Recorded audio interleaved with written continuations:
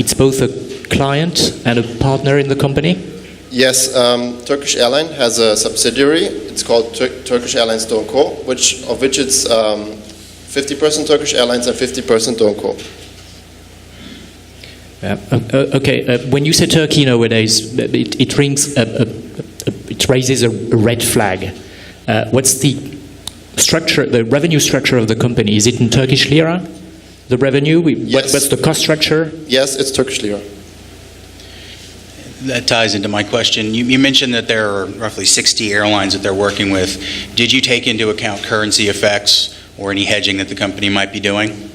They apply a natural hedge where they buy from local suppliers using their local currency. Also, they have certain airline contracts fixed in certain currencies. The company states that they will only use derivative instruments if really necessary.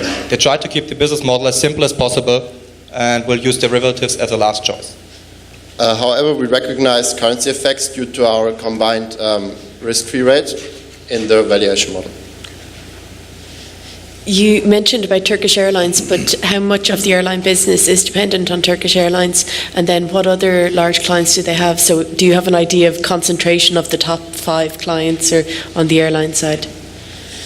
Well, Turkish Airlines accounts for 55% of airline revenues. Other key customers are Emirates, Qatar, and Etihad, and of course Austrian Airlines. Austrian Airlines, Emirates, Qatar, and Etihad all have a revenue share of under 10%, and Turkish Airlines is a 55% large chunk. Can I just ask, in your report, the balance sheet, your goodwill on intangible assets is actually increasing over time, but your cash flow statement, your amortization remains flat. Can you explain why? The rising goodwill is the effect of the ongoing acquisitions of new ventures. So the goodwill is rising. But why is amortization flat? Well, Donco is an expanding company. They acquire new assets over time, which in turn makes it look like amortization is flat. No, amortization is different from depreciation. If you're buying assets, that's depreciation. That's rising, yes, but amortization remains flat. So in your cash flow projection, your depreciation is increasing. Yes, but in line with increasing acquisition and assets. Asset acquisition. So if you're M&A, you're buying companies and all that, goodwill is increasing, but amortization is flat. Because the volume is staying constant over time, the acquisition volume. They're constantly acquiring the same volume of acquisition. They use their buy and build strategy to build up the goodwill instead of writing it down. You had mentioned that you expect things will improve in the I believe it was retail and lodging, especially abroad. What were your drivers that were going to create increased demand and spending? Well, first of all, this year the new luxury retail brand Hediya in France will open. Furthermore, the newly established hotel venture in Istanbul is also going to be launched this year. So there's revenue coming from these 2 projects. Furthermore, we mentioned the investment catalyst lists before.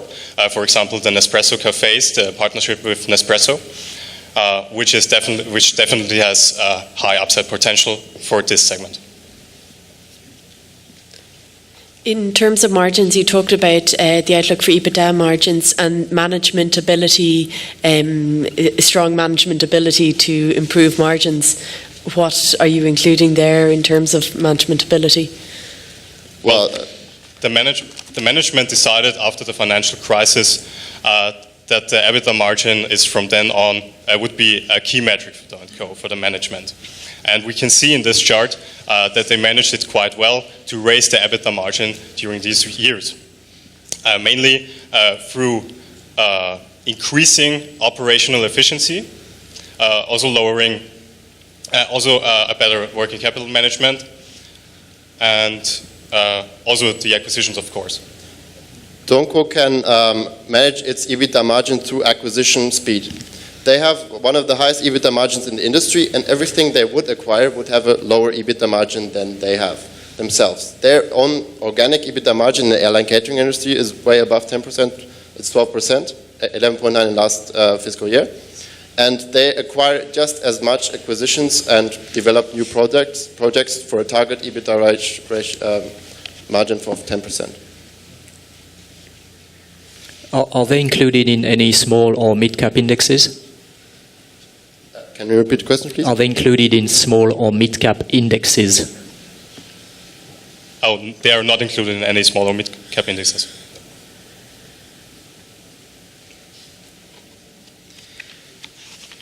One thing I noticed in the presentation, you commented on a relatively flat CapEx spending, about 4.9%. How do they compare to competitors in what seems, like a relatively low number? First, let us say that not all of their direct competitors are publicly listed, so we couldn't get information on this data. However, if you compare it to publicly listed companies, their CapEx to sales ratio is rather above them. Okay, thank you.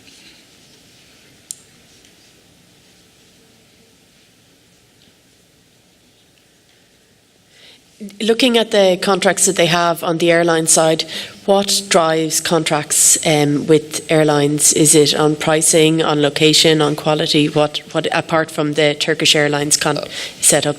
The airline industry is divided into two competing groups. First one is the low-cost carriers, which now compete through pricing. These airlines purchase low-cost products, and secondly, there are the home carrier airlines, such as Turkish Airlines, British Airways, who try to compete with the upcoming geographical connectors in the Middle East, Emirates, Qatar, and Turkish Airlines, who increasingly are going for a premium product strategy, which now looking for branded services, quality food, extra service, and extra in-flight services, which is a driver for premium products such as DO & Co is supplying. In a survey from Turkish Airlines a few years ago, we've seen that after they started doing their catering services with DO & Co, the customer satisfaction increased by 98%.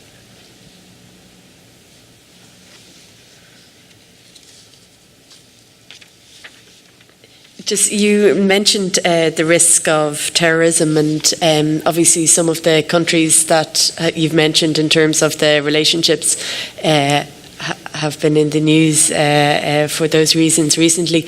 How much of an impact does that have, and what is the exposure of the share price to changes on that as they happen? Well, DO & Co has an exposure to the Turkish market, which has terrorism risk inside it. The stock price was affected in short term due to terrorism in Turkey. However, in the long-term view, economically, the business of Turkish Airlines is due to connecting flights through Turkey and not due to the domestic market of Turkey. Economically, it is a relationship of cost and a geographical location, which makes it more efficient to fly through Turkey than other regions, which gives them an advantage. So it is a short-term issue, but long-term, it is not the main driver of DO & Co's revenues.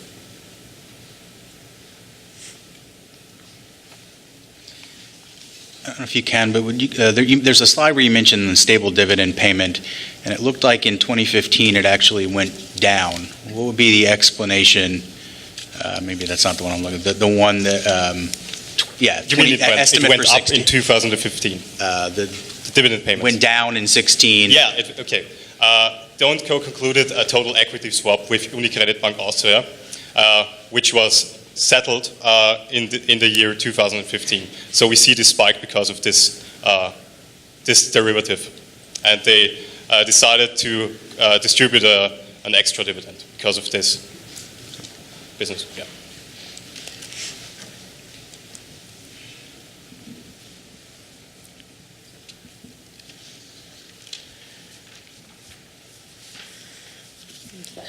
Any more questions? No. You said that Turkey was building a new airport in Istanbul and that it was a sign of confidence. What makes you think that building a larger airport will bring more clients? Definitely, because Turkish Airlines has new fleet orders, which they will use in the new Turkish airport. They're planning with new revenues, of course. The airport will predominantly be served by Turkish Airlines. They're planning to expand, and they will offer these flights on the market, and we believe that it will cause demand, of course.